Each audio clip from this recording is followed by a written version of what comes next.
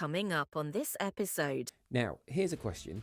Why can two people with the same experience, the same qualifications and the same level of training go into exactly the same high-pressure environment, and yet one of them thrives and the other one crumbles? But something that Rich Davini does now after leaving the military is he created the attributes and actually has created a psychometric system so that you can go through assessment and you can test and actually see out of 36 attributes, what's your stack rank. Welcome to the People Performance Podcast. The People Performance Podcast is made up of 3 series. First up, we have the Leader Lounge episodes with founder of T2, Martin Johnson. Then we have the guest interview episodes. And finally, we have our performance episodes delivered by our very own T2 consultants. For now, sit back, tune in and enjoy the People Performance Podcast. Hello and welcome to the People Performance Podcast with me, Alex Mather, Senior Consultant here at T2. Now, here's a question. Why can two people with the same experience, the same qualifications and the same level of training go into exactly the same high-pressure environment, and yet one of them thrives and the other one crumbles? Well, here to help me answer that question is T2's lead consultant, Bernice Casserly. Hi, Bernice. Hello. So, let's talk about this then. What's going on there? Why two people who on the face of it are pretty much identical in terms of their experience, what they do, their roles, all that kind of stuff, but there's something there that changes how they approach a high-pressure situation. What's going on? Yeah, and there's many things to take into consideration, many things going wrong. But also, I think it's just a really fascinating question and probably something that so many people listening to this can relate to.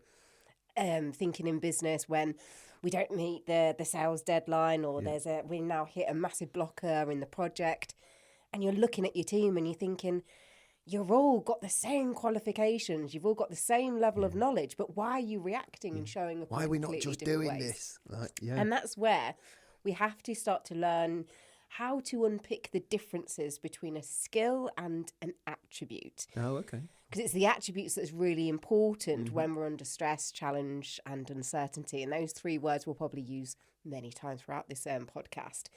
So taking a look at skills firstly, I mean, skill, how would you define it? Oh, well, for me, a skill is something that's learnt. It's also something for me that involves probably manipulation of some kind of third-party object. So if you're a plumber or a carpenter or something like that, you've got something physical there that you would manipulate. But for me, it's definitely something that you would learn over time and then develop over time and get better at. I guess. Exactly that. So skill is something that can be learned. Yeah. And that learned behaviour that learned skill, can certainly shape your behaviour. But as we know, when you take a look at human psychology, as soon as that pressure starts to slowly increase, we all behave and show up in completely different ways. Yeah. And you can also connect and resonate that for certain people, it's a case of actually, as that pressure starts to increase or the uncertainty or the anxiety starts to rise, that knowledge and skill completely disappears out of your brain. So now what you're left with is your fundamental attributes, your raw data that actually truly defines the default of your behaviour. And I think when you reflect and think of high pressure, high stakes situations, you can probably think of actually, how did I react? And did I actually lose all capability and all skill? And this is a topic was something that Rich Davini, former Navy SEAL commanding officer, it became a true passion of his, which is why we talk about this and why we do what we do with the attributes with clients as well. Yeah. Pretty significant reference point there, Rich Davini, as well, isn't he? He was a commanding officer, like you said, in the Navy SEALs, but he's responsible for selecting Navy SEALs for SEAL Team 6, right? So he's a pretty big deal. Oh, yeah. And a friend of T2. He is a friend of T2. And you know what, Rich as well, he's a really, he's just a really interesting person to speak with. He's very calm and kind of considered. And you can tell how much focus and dedication and research that he's put into all of this to get him to where he is now. But as you just said there, so one of his projects, or one of the pieces of work that he had as a Navy SEAL, was to completely review the recruitment and selection process. Now, as you can imagine, Navy SEALs, it's I suppose the most elite team, really, but especially when it came to building a true high-performing team, so building SEAL Team 6, they needed to make sure that this was going to be a team of individuals who really can truly work together, survive and thrive under pressure. And that's where what they found is, historically, when you looked at the recruitment and selection process, often it would very much, of course, focus on skill, ability, knowledge, your experience. But what they found time and time again is that 80 to 90% of recruits actually failed that full process. That selection, yeah. And so what they were left with this curiosity and thought around, right, okay, so why is that? And that was simply because what would happen is there would be situations time and time again where on paper this person looks fantastic. Yeah, they need to be part of this elite team. However, if that person's got a low level of situational awareness, we can't trust and rely on their ability when they're under pressure. So that's where what they needed to do is to completely flip that narrative from hiring and recruiting based on skill, and actually focusing on what are the attributes that we need in order to truly build this high-performing team. Because high performance is being able to recognise that we need to show up. We need to dig in during times of drudgery, when it's hard and it's challenging and when the pressure's on. And that's where we can't just rely on skill. And I guess that from the way that you're talking about it, attributes are... They're in another place within us, I guess. They're a bit deeper, I would say. A little bit deeper, a little bit harder to dig. So how do you get to them? How do you find out what your attributes are, basically? Yeah, so finding out what your attributes are, I mean, of course, self-reflection when you reflect on high-pressure situations. But something that Rich Divini does now after leaving the military is he created the attributes and actually has created a psychometric system so that you can go through assessment and you can test and actually see out of 36 attributes, what's your stack rank? Wow. Are you low on it? Or are you high on it? Yeah. So there's 36. Yes. You're saying. So 36 attributes, and some of them will be high, some of them will be low. Can you do... Well, actually, we'll come on to that later about whether you can do anything about that. I guess the thing that I lean into there is, this is another psychometric. Now, here at T2, we already use print, so why are we bringing in another psychometric? Does that not just muddy the waters a little bit? I would probably challenge back and say it doesn't muddy the water. Actually, it creates clarity. So if you take a look at psychometrics, I mean, there's so many different psychometrics, and we see it all the time when we are working with one of our clients or partners, and most people have done some form of test or psychometric personality. But for us at T2, we focus on self-awareness as a bit like viewing an iceberg. So the very tip of an iceberg that's actually visible, that's actually where a lot of psychometrics sit. So and that those tools, yes, of course, are really insightful. However, they focus on your likes, your preferences, and how you like to communicate. But also some of those tools probably do muddy the water. I've certainly worked with clients before who have done a certain tool and they can recognise these are my preferences, but actually what I dial up and dial down is actually quite the opposite. What does it actually tell me? And I guess there's that question as well, isn't there, that we see in workshops when we talk about like your MBTIs or your DISC or Belbin's or something like that. It's like, well, yeah, this is what I do. These are my preferences. But why? Why are they exactly that? That's probably, I guess that's the question we get the most, right? Yeah, all the time. And I can see the reflection for myself. So I know that kind of if you're looking at the colours or looking at insights, I'm very much red, yellow. But the reason why that is links into print and my unconscious motivators. And they are very much connected into values and belief systems. But when you really look under the lid, under their car bonnet, what's going on inside that's really driving all of that? Yeah. And it all comes down to your attributes. And attributes are just the elemental, kind of innate parts of your behaviour. And Rich Davini states that we're all born with all of these 36 attributes. It's just recognising that it's our levels that differ. So Right. going back to your first question, those two employees who show up and react in completely different ways under pressure, it might be that one person is high on decisiveness, and that's why they can make a quick decision fast. Yeah. But that other person, maybe they're low on decisiveness, or maybe there's other attributes. So that's then when we need to take into consideration not only where do I sit and what do my attributes levels look like, but what does it look like for my team as well? Yeah. And so how does it work? How can you possibly work out what someone's attributes are? Well, one thing to take into consideration, attributes are hard to test and assess because you almost need a level of pressure. So with the psychometric of the attributes, there's many questions involved, but it's really designed to get you to think when you are under the pump, what does that look like? And ultimately, once you go through that process, all through T2. So we're the UK partner for the attributes. So we're officially the only company in the UK who can run the attributes assessments and then give people the opportunity to discover what that looks like. Then you get your report, and your report is highest right down to your lowest attribute. Okay, so you can find out from that report, what's the stuff you need to be really aware of in terms of this is your lowest attribute. Doesn't necessarily mean you're terrible at it, but in terms of your stack rank and your attributes, this is a bit you're probably going to struggle with. But equally, on the other end of that scale, these are the things that you're actually pretty amazing at. And in a given situation, this is really going to help you out. Yes. So how does it tend to land with people then when we've got this, and we're doing it in group, right? So we've got a group that have done an attribute survey. They've all done it individually. They all get given their report. What happens then? How does that land?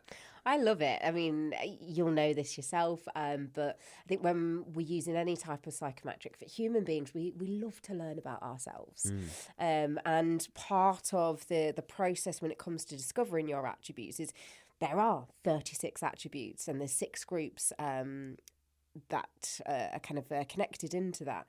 So before we jump into, okay, here's your attributes report, and you're hit with a whole load of information and loads of different thoughts going on in your mind, we have to take people through a process, which is let's learn all of these attributes, and that important reminder that just because you're high on an attribute, that is not always a good thing. And we're actually going to challenge you to think of situations where that high attribute actually doesn't serve you well. Interesting. And we're also going to challenge you on when those low attributes actually have served you well in the past. So it's just understanding that there's no good and bad to all of this. It's understanding that as human beings, we're all wired in a completely different way. That's really interesting. So it essentially, if I've got, going back to what I said before, if I have got an attribute down that bottom end of the scale, the bottom end of those 36, that might actually be really helpful in a certain situation that it's so low, because I'm not overthinking it or taking too much time on it, or I'm not too bothered about what people think about me in that, because that attribute is low in there. Interesting. And you can start to paint a picture as well. So sometimes people are like, oh, I'm a bit unsure as to why I'm low on this particular attribute. But if you look at their top 5 attributes, their highest 5 attributes out of 36, you can start to paint a picture. It's a case of, well, if you're high on those attributes, it would make sense that you would be low on that, and then you can start to understand. And for many people, once they've learned and started to be introduced to these attributes, when they receive their report, I mean, I love it.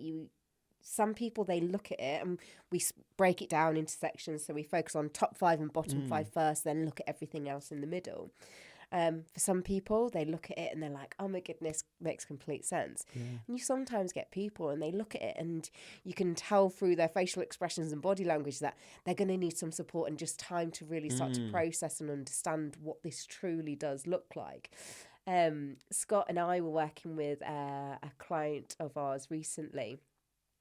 And it was our second session, so it was quite a big team. It was a kind of like the whole kind of regional team. We'd done a session with them a few months previous, and that was around peak high optimal performance. Okay. And we did a load of our T2 Unity pressure rooms with them. Yeah.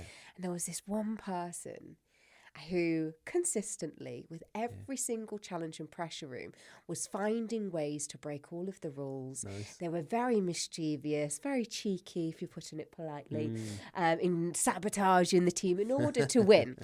And when it came to us then having that second workshop with this team, and we're introducing them to the attributes, all of a sudden everyone's saying that person, they're going to be high on cunning. 100% high on cunning, and they're teasing, and there's loads of banter going on around the room. And the definition of cunning is the ability to use imagination to consider problems and circumstances from unusual and unorthodox perspectives in order to achieve a goal.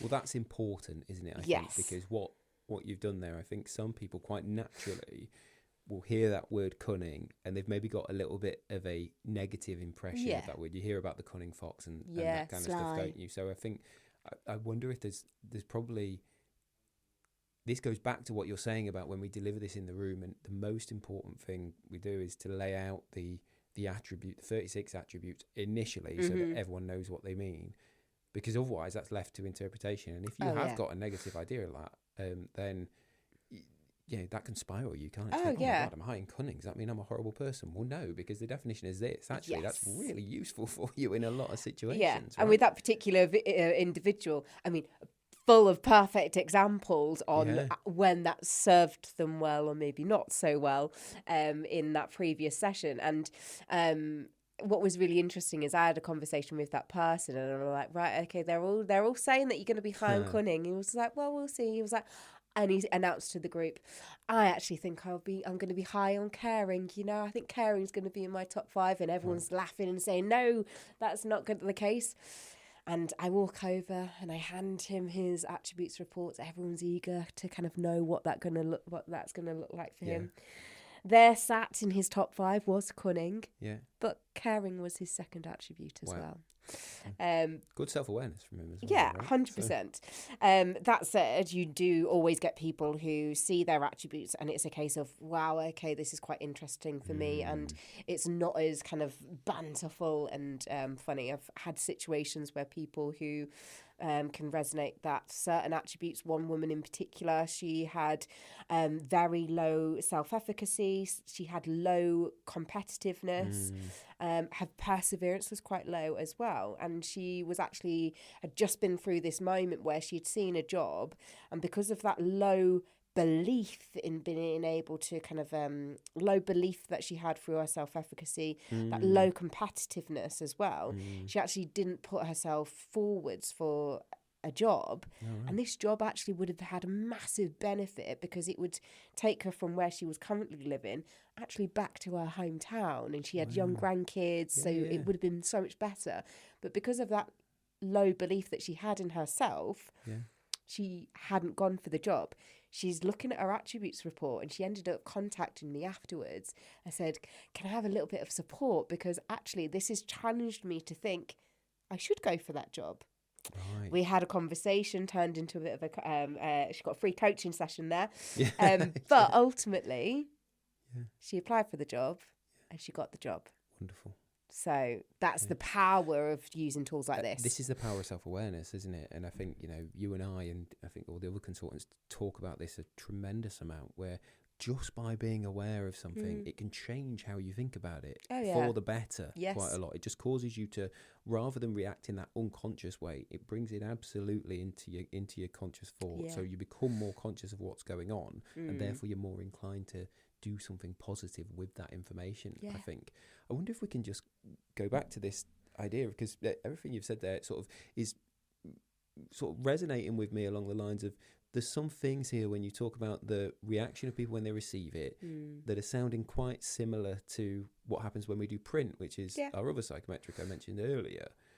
So how does attributes, and you said before that attributes is deeper, and we talked about how it can give you reason and cause to a lot of stuff. So can it link into print then? If we're doing print as well, for example, do we see that sort of attributes and print profiles tend to line up, or what happens there? Yeah, quite often. I think if you take a look at my print profile and take a look at my top 5, bottom 5 attributes, you can very much see connection and alignment there. Okay. Just that reminder. I mean, how print works is you've got 2 unconscious motivators. If your motivation's being met and satisfied, we anticipate to see you in best self. That's where your best qualities shine through. Yeah. If those motivations aren't being met and satisfied, then there's potential for shadow behaviour. And that's where there's like a different side of your behaviour that comes through when those motivations are being blocked.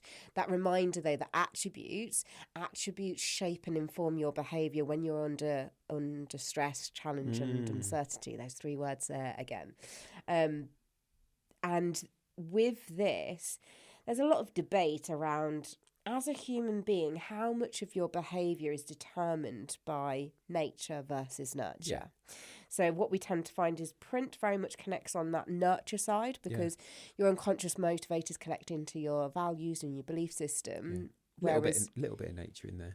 Yeah, there's going to be a little bit as well, whereas attributes very much do often connect into nature. Yeah. That said, I've also worked with people who...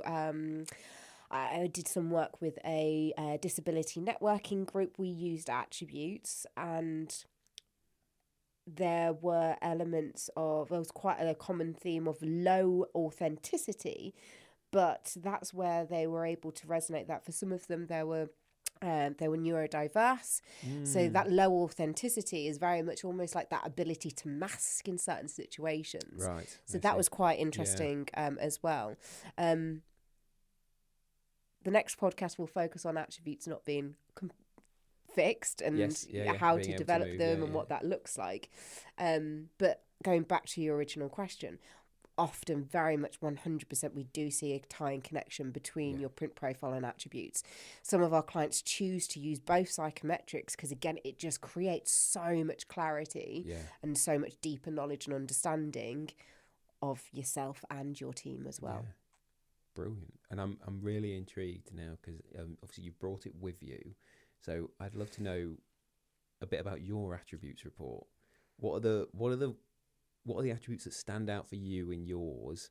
Why do you think that is? Tell me a little bit about yours. I mean, so with my attributes, well,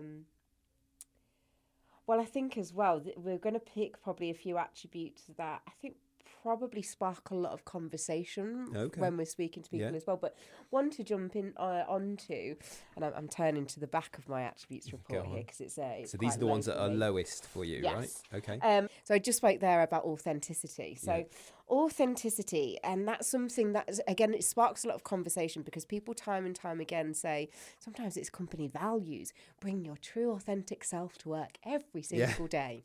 And it can at times be viewed as I suppose full transparency. If you look at the definition of authenticity as an attribute, the degree to which a person's actions are consistent with their beliefs, values and desires despite external pressures. So if you're high on an attribute, and I'm not talking about myself now, I'm talking about an experience I had with a client. One gentleman, it was his second highest attribute. So what that means is that really is a default. That high authenticity is just always there running in the background, shaping every single moment. All of his behaviours and all that all are of based his on behaviour, his belief if it's systems high. And all that. Yeah. And there very much was an alignment and connection to print and his unconscious motivators. And he was very aware that that creates a blind spot for him, because that means in certain situations, he really will speak his mind. And fairness and injustice is such a huge thing. He has the potential of coming across as very opinionated, and there's almost like a level of there's completely no filter. So that's a danger of being high on authenticity. Now for me, I'm looking at my attributes, so it sits at number 27 out of 36, and it's low.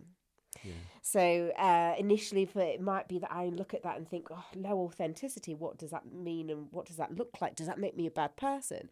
Now, in certain situations, authenticity, well, in many situations, is really important in building trust between humans. I see that so that's something I need to be aware of, is what does that look like? I can also reflect and think my authenticity actually served me well with my job, is being able to truly flex how I present myself to other people. That's really important. If I'm delivering a workshop or a coaching session with a senior executive team in the public service versus a more junior team in the public sector who are operatives in a warehouse, how I present myself needs to be adaptable there. Yeah. So we can start to paint that picture. So for me, low authenticity could create a barrier when it comes to building trust, but serves me well when it comes to being able to flex how I present myself. And of course, you're aware of it because you've got your attributes report. So if you're going into a situation where you know you need to build trust, then you're aware of that. Yes, that's it. Another one to pick on. So this is an attribute that sits in it's number 6, so it sits in the top 10. The higher end, So this one is courage. Again, another attribute which a lot of people think is, it's really important. That's something that we want from our teams and from our employees, especially if we're trying to be this true high-performing team. So courage, the definition, the ability to step into fear in order to confront danger, threat, difficulty, or pain. Key word here, step into fear. Yeah. It's not rather about than being absence of. Yes, rather than the absence of fear.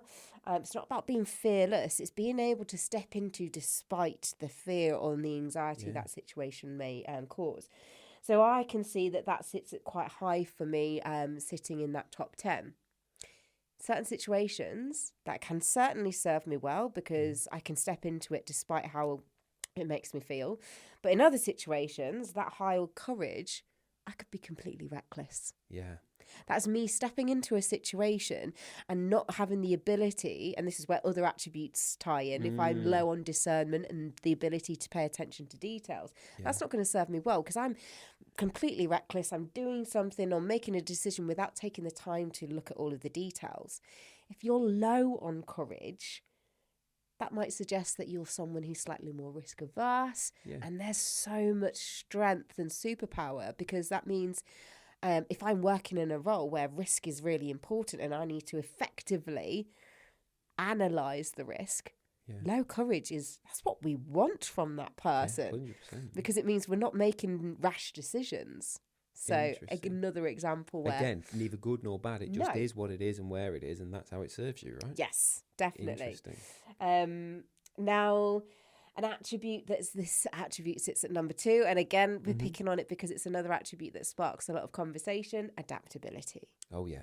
We speak time and time again about the need for adaptability, especially when it comes to it's the world that we live in now. It's work. Everything changes so fast and so often. Adaptability, the ability to quickly and calmly adjust to changing circumstances and situations. Key word in this definition is quickly and calmly. So a lot of people can reflect and think, I'm adaptable. Okay, but what does that actually look like? So Martin, he said to me so many times, time and time again, he was like, B, you're so great. Like when the stress is high, like you're so calm at just being able to kind of switch focus. Yes, I can reflect and think on situations where it is high stress, and I can do that quite kind of calmly.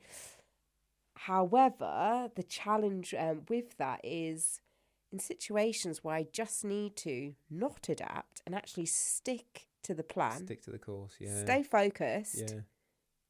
I'm not very good at that. Change it, Exactly. And there's my third attribute, my third highest is task switching. So high task switching, high adaptability. That's accelerated in the ability. You're just going to go off in you'll come back to it, but you're just going to go off in a Oh, different yeah, direction, yeah. whether you need to or not. Yeah, when you just need to get me to sit down, focus on one thing, Yes. that's really hard for me. Yes. Okay, so if you're low in adaptability, and I've had this time and time before as well in a session, in a workshop, coaching 1-to-1, if someone's low in adaptability, again, sometimes people see that and think, oh my goodness, that's so bad. Yeah. And what does that mean? Ultimately, it means you're very good at having a plan and actually sticking to it. Focused to it. You're going to be so much better than I at being able to just stay focused and actually kind of, especially with that long-term goal, long-term plan, you're going to be, there's so much strength in that. But the absolute, the reverse of that is obviously in those situations where you need to be adaptable. Yes. Then you're going to find that difficult. But that's just the Yes. opposite of what you said. So again, we come back to it. It's neither good nor bad. It just serves you well in some situations, doesn't serve you well in other situations. Yes. Yeah. And that's the way that I guess you've got to look at the whole report and all of the attributes within the report, right? Yeah.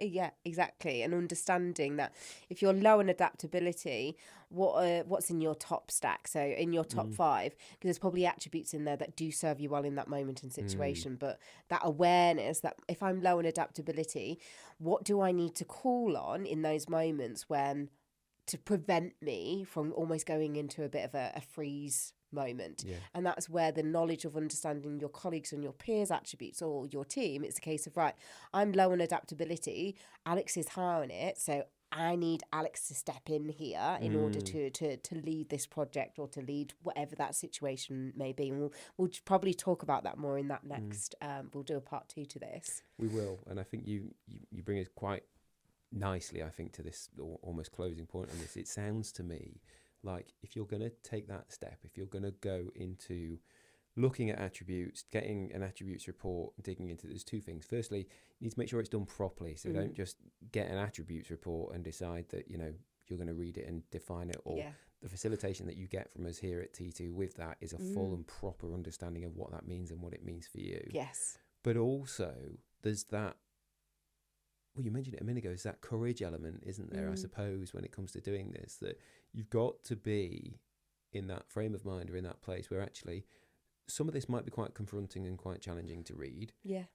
And so you've got to be in the correct headspace to be able to deal with that. Yes. It's going to be hugely beneficial, but you've got to be in the right place to be able to take that on board and accept it.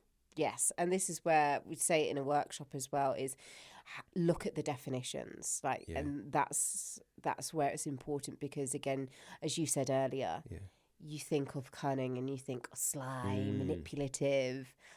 We have to take a look at the definition and understanding when you're under stress, challenge and uncertainty, what does that look like?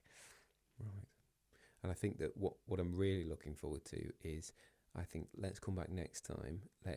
You bring your attributes report. I'll bring my attributes report, which I'm excited about seeing, about where I measure up to all this. And then we'll talk through where some of those are for each other and what we can maybe do in terms of maybe moving some of those things or, as you said before, dialing up or dial down. Yes. But we'll save that for a part 2, I think, right? Yeah, let's do it. Wonderful. Okay, thank you, Bernice. Thank you for joining us on the People Performance Podcast. Stay tuned for part 2 coming at you very, very soon. The People Performance Podcast, brought to you by T2.